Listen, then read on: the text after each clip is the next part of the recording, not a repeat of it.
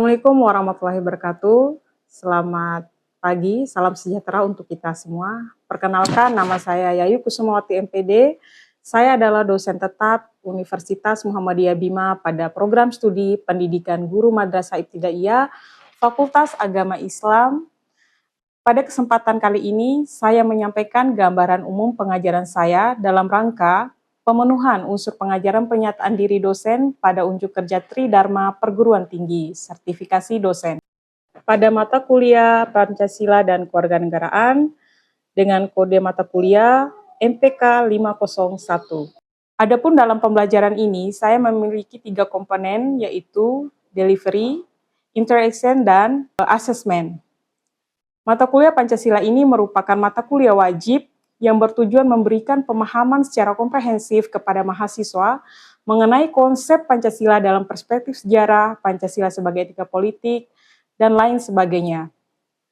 Adapun capaian pembelajaran lulusan pada mata kuliah ini terdiri dari CPL 1, CPL 2, CPL 3, dan CPL 4. Adapun capaian pembelajaran mata kuliah yang saya ampu pada mata kuliah Pancasila ini adalah yang pertama CPMK 1, yang ditargetkan adalah mahasiswa mampu memahami penting dan urgennya pendidikan Pancasila, nilai-nilai Pancasila, dan sejarah Indonesia dalam menjunjung tinggi nilai kemanusiaan, dalam menjelaskan tugas berdasarkan agama, moral, dan etika.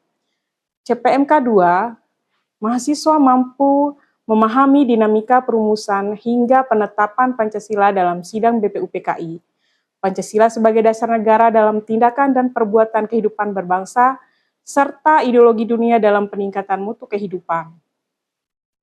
CPMK 3, mahasiswa mampu mengaplikasikan Pancasila sebagai dasar negara dalam tindakan dalam perbuatan kehidupan berbangsa, hakikat dan pentingnya Pancasila sebagai dasar negara, Pancasila sebagai ideologi nasional, Pancasila sebagai sistem filsafat dalam memenuhi kepekaan sosial serta kepedulian terhadap masyarakat dan lingkungan. Dan terakhir CPMK 4, mahasiswa mampu menganalisis semangat keilmuan di antaranya yaitu nilai budaya dan agama, situasi real penghayatan nilai-nilai Pancasila di tengah masyarakat, bahkan di lingkungan akademisi, serta prinsip keberlanjutan dalam mengembangkan pengetahuan.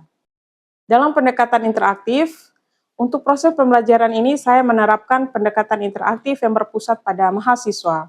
Metode utama yang saya gunakan meliputi PBL dan diskusi kelompok. Adapun PBL adalah Problem Basic Learning. Di sini saya mendorong mahasiswa untuk tidak hanya menyerap teori secara pasif, tetapi juga aktif menganalisis terkait dengan masalah-masalah kehidupan sosial. Media dan saluran pembelajaran yang digunakan mencakup pertama adalah slide presentasi interaktif yang dibantu melalui aplikasi Gamma, kemudian modul aja, serta forum diskusi tatap muka interaktif di kelas. Dan di akhir perkuliahan nanti, saya akan coba melakukan tes tertulis dengan mahasiswa menggunakan aplikasi Wayground atau yang disebut dengan Quizzes. Adapun asesmen penilaian secara transparan dan objektif untuk mengukur pencapaian CPMK secara berkala. Skema evaluasi mencakup pertama, keaktifan dan partisipasi diskusi sebanyak 15%, tugas mandiri dan analisis kasus kelompok 25%, ujian tengah semester sebanyak 25%, dan ujian akhir semester sebanyak 35%. Rubrik penilaian telah disosialisasikan dan disepakati bersama mahasiswa pada awal semester melalui kontrak perkuliahan. Berikut ini adalah rekaman proses pembelajaran aktual untuk mata kuliah Pancasila pada pertemuan kedua dengan topik Pancasila dalam perspektif sejarah bangsa Indonesia. Selamat menyaksikan. Baik, Assalamualaikum warahmatullahi wabarakatuh. Waalaikumsalam warahmatullahi wabarakatuh. Gimana kabarnya nih? Sehat? Sehat. Sehat, alhamdulillah. Hari ini kita di pertemuan kedua, kita akan membahas tentang sejarah dan peristiwa Pancasila.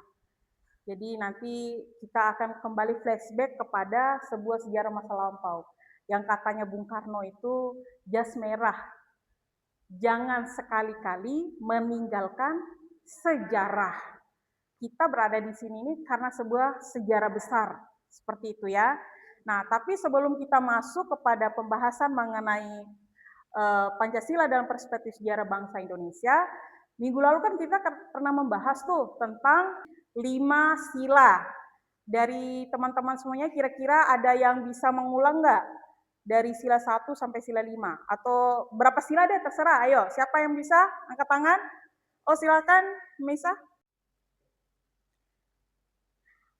Sila pertama yang melambangkan bintang, yaitu ketuhanan yang Maha Esa, menekan pentingnya bertakwa kepada Tuhan sesuai kepercayaan masing-masing dan saling menghormati antara umat beragama.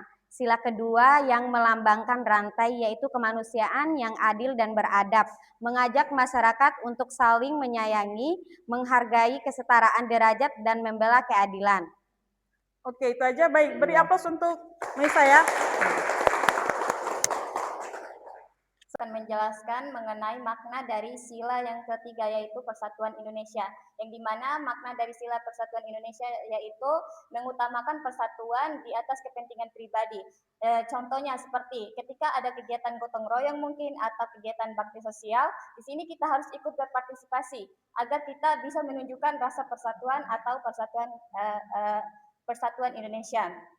Terus sila yang keempat yaitu kerakyatan yang dipimpin oleh hikmat kebijaksanaan, yang dimana maknanya di sini adalah yaitu musyawarah mufakat. Ketika kita ingin mengambil keputusan atau sesuatu yang penting, di sini harus didahulukan dengan musyawarah mufakat agar keputusan tersebut bisa didiskusikan sesuai dengan kepentingan bersama. Mungkin itu saja Ibu. Sekian, terima kasih. Oke, tepuk tangan lagi untuk Putri. Baik. Yang terakhir sila kelima. Siapa? Citra, oke. Ya, baik, di sini saya akan menjelaskan makna sila yang kelima, yaitu keadilan sosial bagi seluruh rakyat Indonesia, di mana semua orang Indonesia berhak dapat perlakuan yang adil, nggak ada yang membeda-bedakan karena miskin, kaya, suku, agama, dan lain-lain. Oke, baik. Beri aplaus untuk Citra.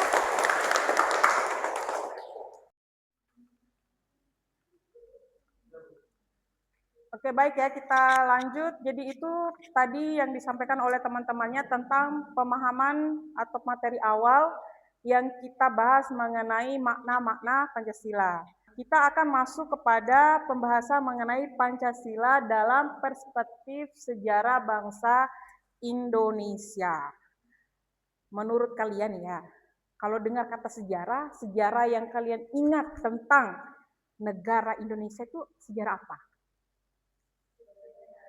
Sejarah apa? Sejarah perjuangan para pahlawan untuk memerdekakan negara Indonesia. Perjuangan para pahlawan memerdekakan bangsa Indonesia. Membahas mengenai hakikat sejarah Pancasila. Jadi coba kita simak di layar di atas bahwa Pancasila adalah kristalisasi nilai luhur bangsa Indonesia yang berkembang melalui proses sejarah panjang, bukan dengan catatan, bukan adopsi ideologi asing, melainkan lahir dari pengalaman kolektif bangsa. Ada yang mengatakan seperti ini, sejarah Pancasila itu bisa merdeka kan karena hadiah dari Jepang. Pancasila itu murni, suci, lahir dari para pejuang bangsa Indonesia. Dari ketuhanannya, mereka meyakini adanya Tuhan, ramahnya gitu. Saking ramahnya itu mereka terima aja tuh bangsa asing datang tuh, terima aja gitu, ramah banget gitu. Dan keadilannya lain, persatuannya itu kuat banget tuh persatuan. Sama kayak kalian di kelas ini kan, beda-beda suku tapi mau saling membantu teman dan lain sebagainya. Itu adalah penjawantahan dari sila ketiga. Poin pertama yang harus kita lihat adalah pendekatan secara historis. Historis itu sejarah ya, menelusuri peristiwa politik, sosial, budaya secara kronologis. Jadi secara sejarahnya itu kan berapa tahun sih bangsa Indonesia dijajah itu? Atau berapa abad? Ada yang ingat nggak berapa abad atau berapa tahun tuh? 350 tahun atau 3 abad lebih. Ya, 3 abad pernah dijajah itu kemudianlah yang menciptakan sejarah secara historis itu gitu. Kemudian kedua adalah pendekatan filosofis. Mengkaji makna dan nilai yang terkandung dalam setiap sila. Ini yang kita bahas minggu lalu terkait sila pertama sampai dengan sila kelima maknanya apa. Tadi udah disampaikan oleh teman-temannya, alhamdulillah masih ada yang ingat dan lain sebagainya. Dan itu adalah penjawantahan dari setiap sila 1 sampai sila ke-5. Yang ketiga, pendekatan sosiologis, memahami dinamika masyarakat yang membentuk jati diri bangsa.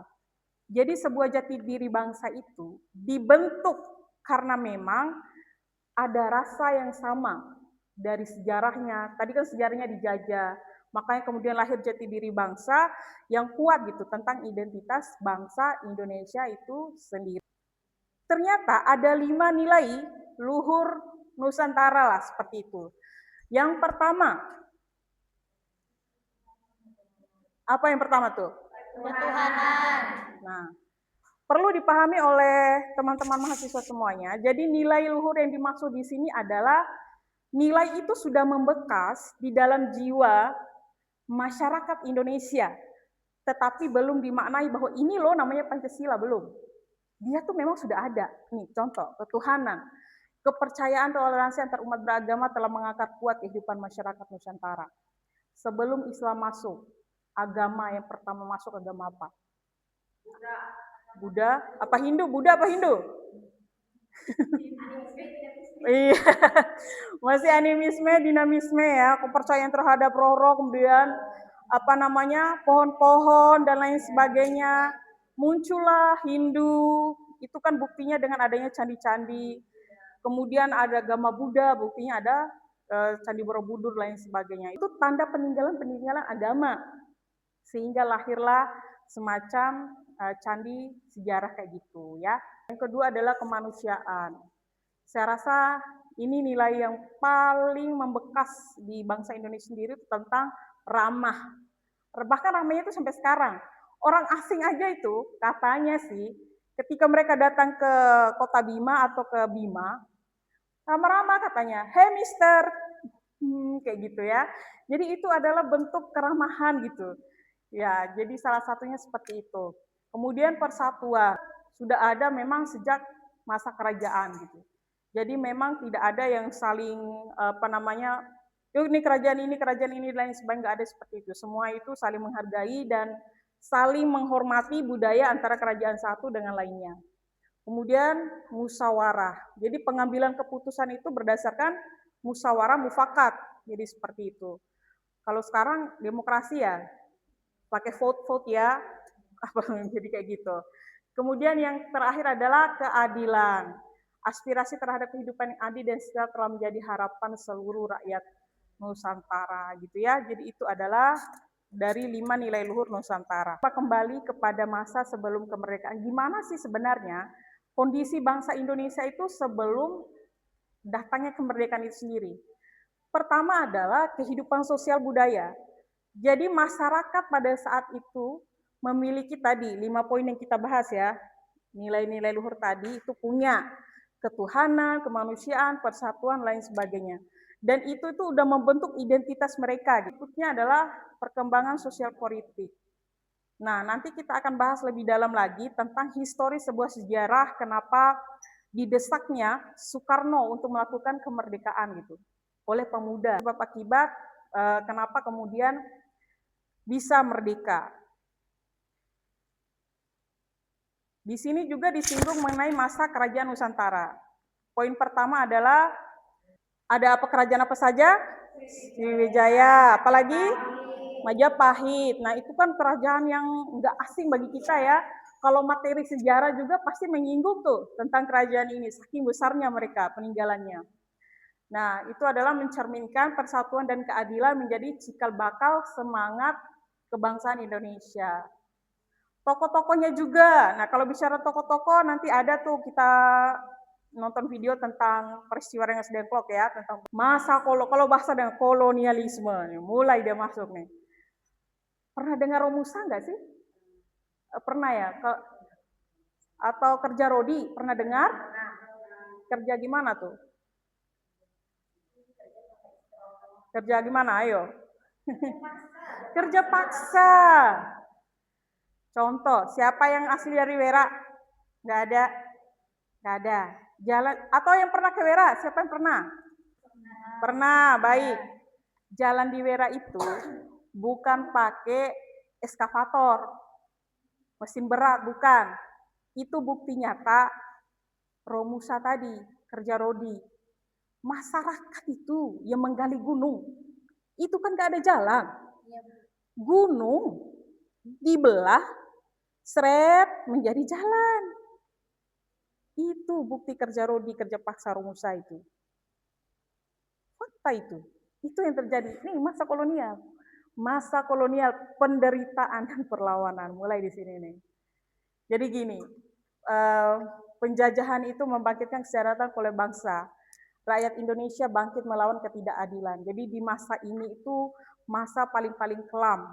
Masa yang benar-benar derita banget gitu loh. Kalau putus cinta mungkin ya udah ya, sekedar nangis sendirinya aja gitu, ya udah putus aja gitu kan. Itu menyeluruh gitu ya. Jadi nggak individual gitu. Jadi ketika 3 abad itu terjadi, apa yang dilakukannya saat itu? Ada sebuah perlawanan besar. Para pahlawan anak-anak muda yang mencoba keluar dari kungkungan atau derita dari penjajahan ini sendiri, ya. Kemudian adanya kontribusi terhadap identitas nasional. Nah, di sini ada namanya peristiwa pada masa kolonial dianalisis secara kronologis disertai penjelasan sebuah sebab akibat. Jadi di sini ada sebuah kontribusi besar kenapa kemudian sejarah Indonesia itu bisa bangkit. Ada identitas kemudian yang menjadi sebuah ciri khas bangsa Indonesia. Identitas itu kan kayak mahasiswa kan punya alma mater nih. Warnanya apa? Hijau kan gitu. Tamsis warnanya apa? Merah. Itu identitas. Sebuah ciri khas bangsa gitu. Kalau negara Indonesia benderanya kan nggak ada yang sama di seluruh dunia kan? Itu identitas. Garuda kan nggak ada. Cuman ada di negara Indonesia. Kita bicarakan tadi. Perlawanan. Bentuk perlawanan apa saja sehingga bangsa Indonesia ini harus keluar ini. Deritanya 3 abad gimana ceritanya ini gitu. Akhirnya gini. Lahirlah yang namanya pertama itu apa? Budi Utomo. Tahun 1908 atau 1908. Jadi dia adalah organisasi pertama yang coba membangkitkan semangat persatuan bangsa Indonesia. Jadi generasi inilah kemudian organisasi lewat tulisan-tulisan dan lain sebagainya. Lewat protes seperti itulah yang terjadi sehingga agak gentar juga nih para kolonial gitu ya. Kemudian yang kedua ada yang namanya Sumpah Pemuda. Tahun berapa Sumpah Pemuda? 1908. Oke. Ada yang ingat nggak bunyi si Sumpah Pemuda itu kayak gimana sih? Sumpah Pemuda kan biasa. Iya. Oke. Bangsa satu, berbangsa Indonesia, kemudian bahasa satu, bahasa Indonesia, ketiga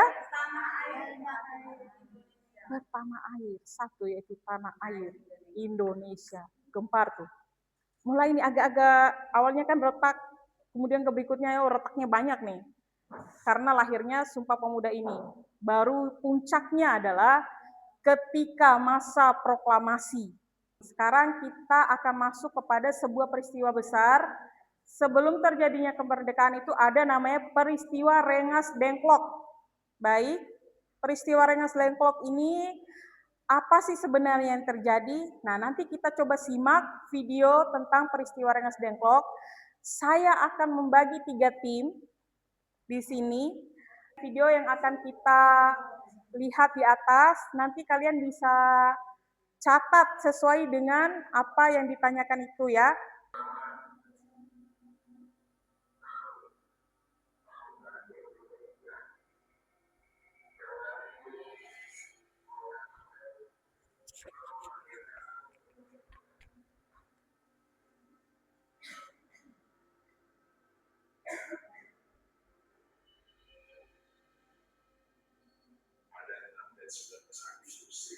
Nah, mulai dia dengarkan.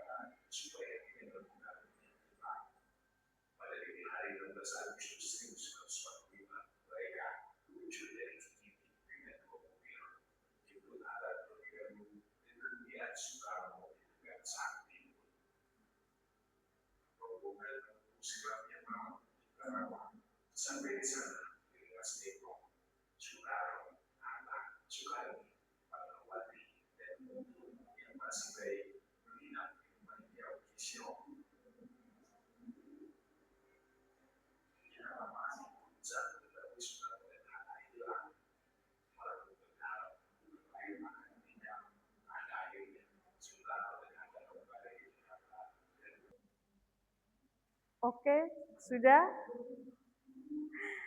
Sudah, baik. Kita sudah dengarkan sama-sama ya, sejarah atau peristiwa Rengas Dengklok ya. Baik, silakan yang ingin tim A dulu kayaknya ini. Analisislah mengapa golongan muda sangat bersikeras bahwa proklamasi harus dilakukan tanpa sedikit pun campur tangan atau restu dari pihak militer Jepang. Hubungkan analisis kalian dengan risiko legitimasi kemerdekaan Indonesia di mata dunia internasional jika kemerdekaan tersebut dianggap sebagai hadiah dari Jepang. Nah, di sini jawabannya yaitu resiko terbesarnya adalah sekutu tidak akan mengetahui kemerdekaan tersebut dan menganggap Indonesia sebagai wilayah musuh yang harus direbut kembali. Oleh karena itu, golongan muda menuntut proklamasi yang murni, independen, dan tanpa campur tangan Jepang demi mendapatkan legitimasi kuat di mata dunia internasional. Saja, Bu. Oke, beri aplaus untuk yang lain. Baik, video menyebutkan bahwa pada pukul 23.00 Wikana dan perwakilan pemuda datang ke kediaman Soekarno. Namun menjelang sahur pukul 1.30 dini hari lobi tersebut dinyatakan gagal total. Lakukan analisis komunikasi politik, faktor-faktor psikologis, perbedaan sudut pandang atau kendala taktis apa yang menyebabkan terjadinya deadlock kebutuhan. Dalam negosiasi tersebut, mengapa argumen yang dibawa oleh Wikana saat itu gagal meyakinkan Bung Karno untuk langsung mengambil keputusan? Jawaban, kendala psikologi sudut pandang golongan muda dipimpin Wikana bergerak dengan agitasi yang menggebu-gebu karena memanfaatkan momentum kekosongan kekuasaan. Tepuk tangan untuk tim B. Saya rasa udah pas semua ya tadi di pertanyaan untuk tim B dan jawabannya. Sekarang kita ke tim terakhir, tim C. Bukan, yaitu tindakan penculikan, membawa Soekarno-Hatta keluar Jakarta memiliki risiko politik dan militer yang sangat tinggi. Para pemuda bisa dituduh melakukan makar atau pemberontakan internal, pemicu perpecahan di dalam tubuh pemuka bangsa, atau memancing tindakan represif militer Jepang di Jakarta yang saat itu panik kehilangan Soekarno-Hatta. Efektivitas menekan pengaruh Jepang, membawa Soekarno-Hatta ke Rengas Dengklok secara strategis, berhasil mengisolasi kedua tokoh sentral ini dari tekanan, janji manis, maupun pengawasan ketat mata-mata militer Jepang di ibu kota. Di Rengas Dengklok, dalam kondisi steril dari intervensi asing, golongan muda berhasil meyakinkan mereka hingga akhirnya Soekarno-Hatta kembali ke Jakarta dengan tekad bulat untuk segera menyusun teks dan membacakan proklamasi kemerdekaan pada 17 Agustus 1945. Tindakan berani ini terbukti berhasil mempercepat proklamasi secara independen. Sekian. Baiklah, itu jawaban dari kelompok C. Oke, beri aplaus untuk kelompok C.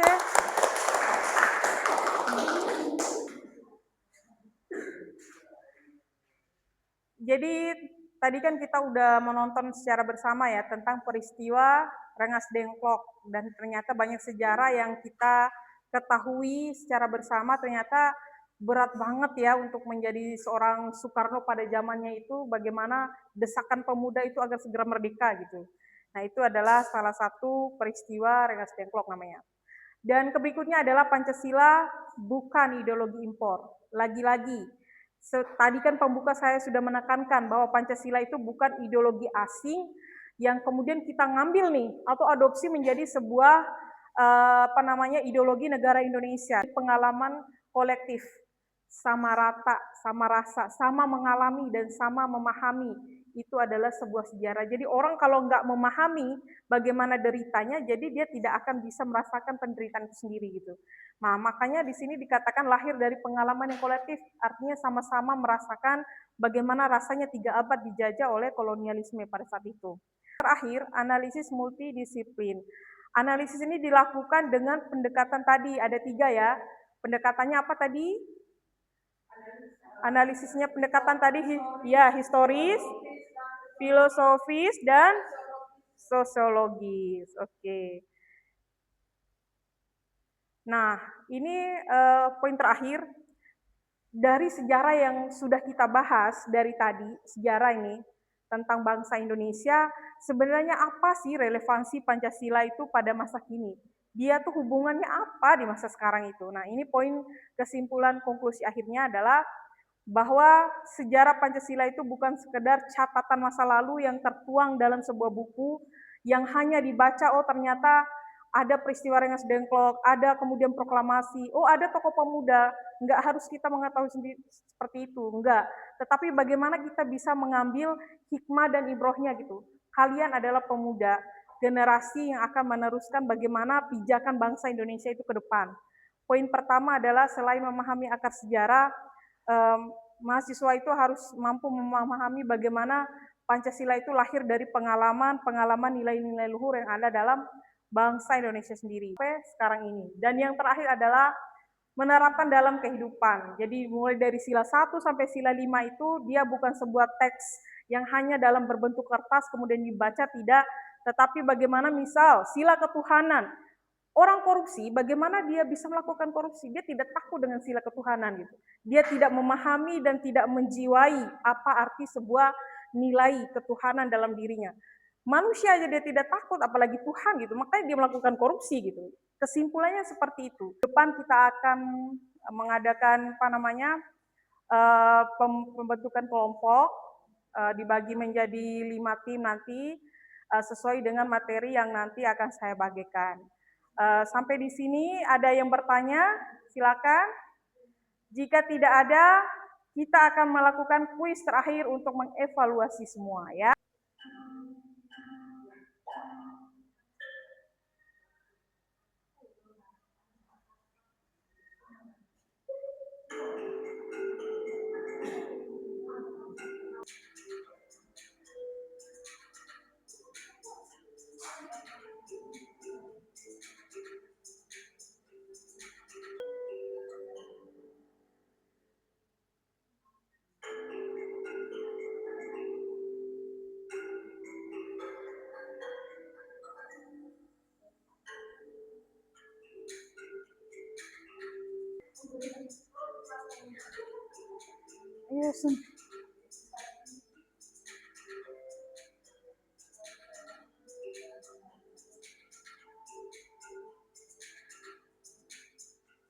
Waktunya habis. Itu juaranya. Baru tepuk tangan. Ternyata ada si Melisa. Mana Melisa? Coba ke tangan. Baik. Juara keduanya siapa tadi? Citra ya? Citra mana? Sama siapa tadi ketiga? Iya, jadi beri aplaus dulu ya. Oke, keren. Nah, oke. Gimana? Seru nggak pelajaran hari ini? Seru. Baik, jawabannya sudah Ibu share di grup kalian, jawaban dari kuis hari ini ya. Oke, baik. Sekian dari saya. Assalamualaikum warahmatullahi wabarakatuh.